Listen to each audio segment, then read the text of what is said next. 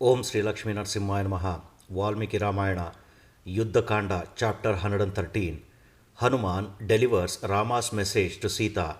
When Hanuman, son of the wind god, had been instructed in that way, he entered the city while being honored by night-stalkers. Entering Ravana's great residential palace, Hanuman found Sita seated at the foot of a tree. She was unbathed, surrounded by rakshasis and joyless, like the star Rohini affected by a malevolent planet. Approaching her and greeting her, Hanuman stood motionless, bowing with humility. Seeing that the mighty Hanuman had arrived, Lady Sita remained silent at that time.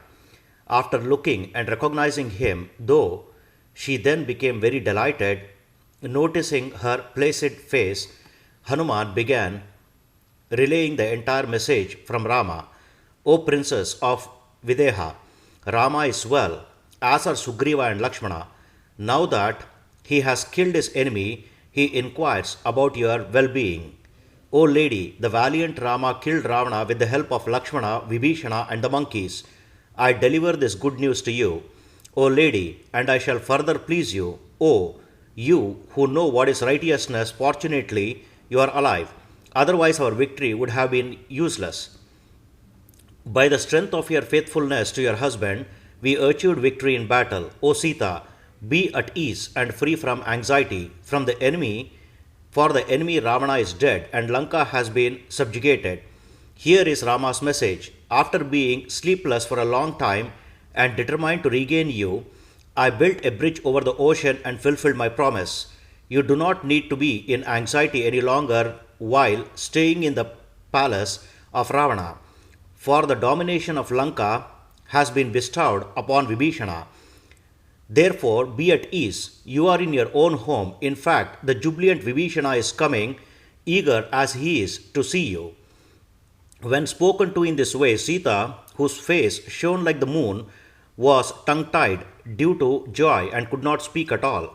Therefore, that best of monkeys spoke to Sita, who was not answering. What indeed are you thinking of, O lady? Why do you not answer me? When addressed in that way by Hanuman, Sita replied with a voice choked up by joy.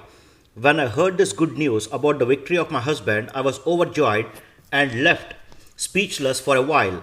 After thinking, I do not see any suitable pleasing words to speak to you who have just brought me such good news, nor do I find a suitable gift for you anywhere in this world.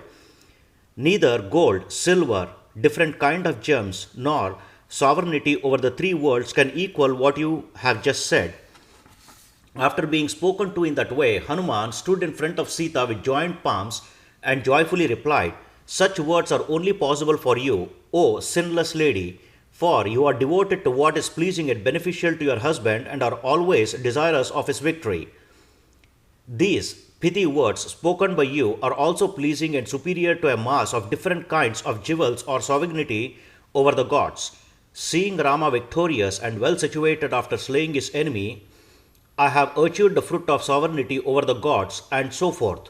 Hearing Hanuman say that, Sita, the daughter of King Janaka, spoke to him words that were even more complimentary. You alone are able to speak words endowed with exemptional characteristic, adorned with the qualities of sweetness and enhanced by intelligence, endowed with the eight excellences. You are praiseworthy and most pious son of the wind.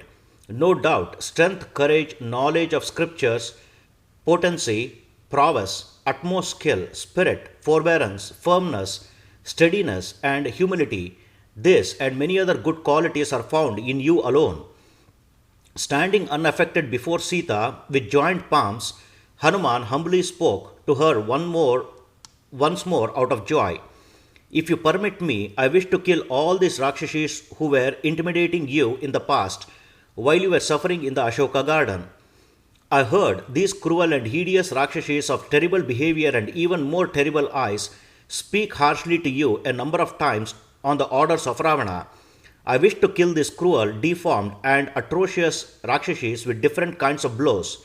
I wish to kill these rakshasis who spoke offensively to you and abused you by striking them with my fist, feet, long arms, shanks, and knees, as well as by damaging their teeth, biting off their ears and noses, and pulling out their hairs. Please grant me this boon. By striking them in this way, I shall kill these rakshasis who threatened you in the past, O illustrious woman. The forlorn Sita, who was very fond of the distressed, though for a while, when addressed in that way by Hanuman, and then said to him, O best of monkeys, who would get angry with the obedient maid servants dependent on their kings and acting under his orders? My present misfortune is due to some fault which I committed in the past. That is why all of this has happened to me. For one reaps the fruit of one's own actions. Do not speak like that, O strong armed ones. Such indeed is fate, the ultimate destiny. This was predestined for me because of a combination of circumstances. I pardon the abuse of Ravana's maidservants, soft hearted as I am in this regard. The Rakshasis threatened me because they have been ordered to do so by Ravana. Now that he is dead, they no longer threaten me, O son of wind god. There is an old saying in accordance with virtue that was uttered by a bear in the presence of a tiger. Hear it from me, O monkey. A superior person does not take note of the sins of those who have committed an offense. The practice of not seeking revenge should be maintained by those saintly persons adored with good qualities. O monkey, a noble person should be compassionate to the sinners and the pious, and even to those deserving death. No one can avoid not doing something wrong. Nothing bad should be done, not even to those cruel persons who enjoy harming others and are engaged in sinful acts. After receiving this admonishment from Sita, the faultless wife of Lord Rama, Hanuman, expertly replied as follows: You are the worthy and lawfully wedded wife of Rama, and are endowed with all good qualities. Give me a message in reply, O lady, and I shall return to where Rama is. To this, the daughter of King Janaka replied, I want to see my husband, who is fond of his devotees. When Hanuman heard Sita's request, he pleased her by speaking the following words: You will see Rama's face, which is like a full moon, his friends alive and his enemies dead, as well as Lakshmana, as Sachi would see Indra, the lord of the gods. After saying this to the princess, who was beaming like the goddess of fortune, the glorious Hanuman went to where Rama was. Thus completes 113th chapter of Yuddha Kanda of the glorious Ramayana of Valmiki, the work of a sage and the oldest epic. Sri Moola Rama Vijayate. Om Sri Krishnarpanamastu.